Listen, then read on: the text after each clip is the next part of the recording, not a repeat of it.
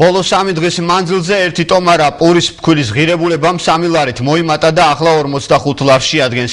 ფქვილით მოვაჭრეები ამბობენ, რომ საქართველოში ფქვილის ფასის გაზრდას მსოფლიო ბაზარზე არსებულმა ფასებმა განაპირობა. მათი თქმით, აქამდე რეალიზაციაში მხოლოდ გასულ წელს მიღებული მოსავალი იყო ბრუნვაში, ფქვილის ახალი ფასები კი წლევანდელი მოსავლის შემოსვლის შემდეგ დასტაბილურდება.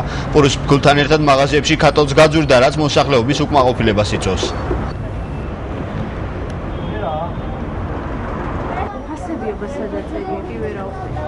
აი 3 დღეა რაც მოიმატა, 3 ლარი მოიმატა. ჯერჯერობით 3 მოიმატა და მე რა ხდება არ ვიცით. ხურბლები არა აქვს და ამით გულოსაც. აი ჯელი რაც შემოშელია ის მოჩება, მე უკვე ახლა როგორ იყიდიან, რაფაში იყიდიან. 8 ლარი იყო და ახლა 10 არის, ეგეზე დაწერი, აი დაბლა. ორი მყავდა კატო მინდოდა რომ მეყიდნენ რომ იოლად ჩავინახო და 8 ლარი მოგრა 10-ია და ყველაფერი ძვირდება. დაიაფების მაგდურა და წინწასვინი მაგრამ შეიძლება უკან წავიდეს კიდეც. ირაიც